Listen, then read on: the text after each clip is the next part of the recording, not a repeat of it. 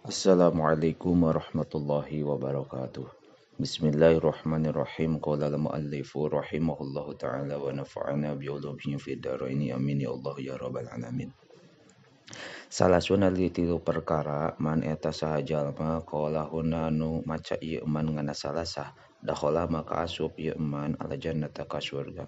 Man tegasna jalma radhiya nu mikaridho ieu man billahi ka Gusti Allah robban kana pangeran. Wabil islami sareng kaduana kana Islam dinan kana agama.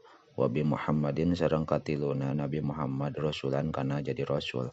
Warabi'atu sareng ari anu kaopatna laha eta tetep kana itu arba'ah minal fadli tina kaluwihan kama seperti perkara baina samain wa tetep antara langit wal ardi sareng bumi.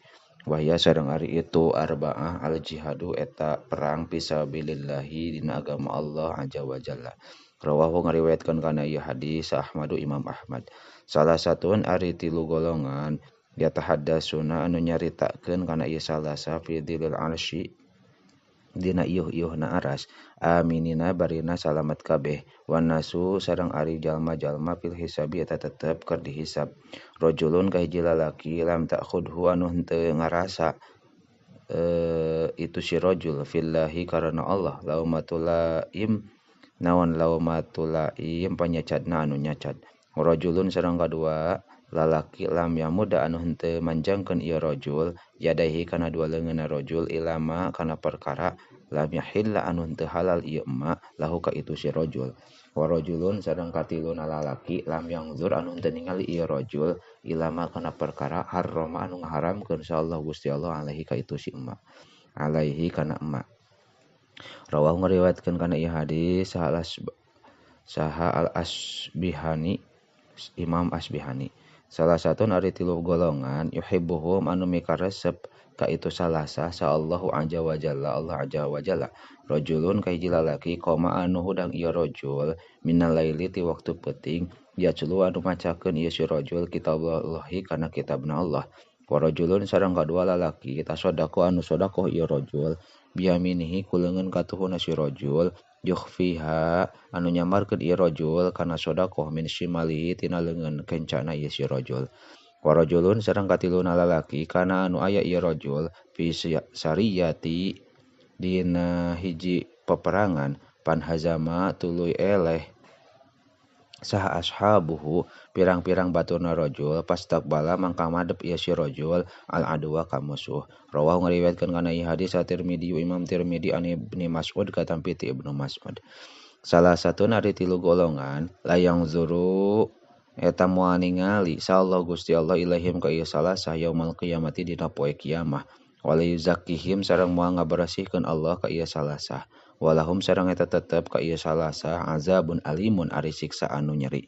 Rajulun kahiji lalaki kana anu bukti ieu rajul kana anu aya lahu eta tetep ka itu si rajul naon padlu main leuwihna cai bitoriki di jalan pamanahu tuluy nyegah ieu si rajul kana ma mina bani sabili ti ibnu sabil. Wa rajulun sareng kadua lalaki baya'a anu janji ieu rajul imaman kahiji imam la yubayyuhu anu henteu janji itu si rajul ka imam illa li dunya angin karena ngalap dunya. Wa in a'tahu mangka lamun mere imam ka rajul min hati itu dunya radhiya mangka ridho ieu si rajul. Wa ilam yu'tihi sareng lamun henteu mere ieu si imam ka rajul min hatina dunya sakhito maka bendu ieu si rajul. Wa rajulun sareng katiluna lalaki halapan sumpah ieu rajul angasil atihi kana barang dagangna ieu si rajul laqad utiya yakin nyata diberi ieu si rajul biha kalawan itu sil'ah aktsara kana leuwih loba mimma tinimang perkara utiya anu dibikeun ieu emak wa huwa bari ari ieu si rajul teh kadzibun eta anu bohong. Rawahu ngariwayatkeun kana ieu hadis al Bukhari Imam Bukhari wa Muslimun sareng Imam Muslim an Abi Hurairah katampi ti Abi Hurairah. Asayyibu ari randa tu'ribu eta narangkeun ieu saeb anapsiha tina awakna ieu saeb. Wal kibru sareng ari parawan ridhoha eta ari ridhona ieu bikrun somtuha eta cicingna ieu si bikrun. Rawahu ngariwayatkeun kana ieu hadis Ahmadu Imam Ahmad. Harful jimi ari ieu eta huruf jim. Jaa geus datang naon al haqqu bener wa zahaqa jeung hancur naon al batilu batil. Jaa geus datang naon al haqqu hak wa ma yubdi'u jeung teu dohir naon al batilu batil wa ma yu'idu jeung teu balik deui ieu si batil. Rawahu ngariwayatkeun kana ieu hadis al Bukhari Imam Bukhari wa Tirmidzi sareng Imam Tirmidzi wa Nasa'i sareng Imam Nasa'i.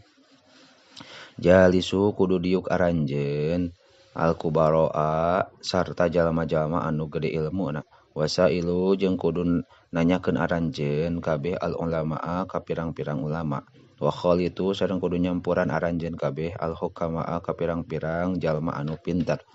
Rawahu ngariwayatkeun kana ieu hadis At-Tabrani Imam Tabrani. Jubilat disangharepkeun naon al qulubu pirang-pirang hate ala hubbiman kana mikaresep ka jalma ahsana anu nyieun alus ieu man ilaiha kana itu qulub wa yubghidu sareng bendu wa bugdiman jeung benduna ka jalma asaa anu goreng ieu man ilaiha kana qulub. Rawahu ngariwayatkeun kana ieu hadis al Baihaqi Imam Baihaqi an Ibnu Mas'udin katampi ti Ibnu Mas'ud. Jaddidu kudu nganyar-nganyar aranjeun kabeh imanakum kana iman aranjeun kabeh. Aksiru kudu ngalobakeun aranjeun kabeh min qauli la ilaha illallah tina ngucapkeun lapad la ilaha illallah. Rawahu ngariwayatkeun kana ieu hadis Ahmadu Imam Ahmad. Ja'ala ngajadikeun sallallahu Gusti Allah al hasanata kana hiji kaalusan bi asyri amsalha kalawan 10 mithlan hasanah. Asyahru ari sabulan bi asyri ashhurin eta kalawan 10 bulan. Wasyamu sittati ayamin sareng ari puasa genep pirang-pirang poe ba'da syahri dina sabada bulan Ramadan tama musanati eta nyampurnakeun kana sataun. Rawahu ngariwayatkeun kana ieu hadis saha Abu Syekh an Sauban katampi ti Sauban. Wallahu a'lamu bissawab.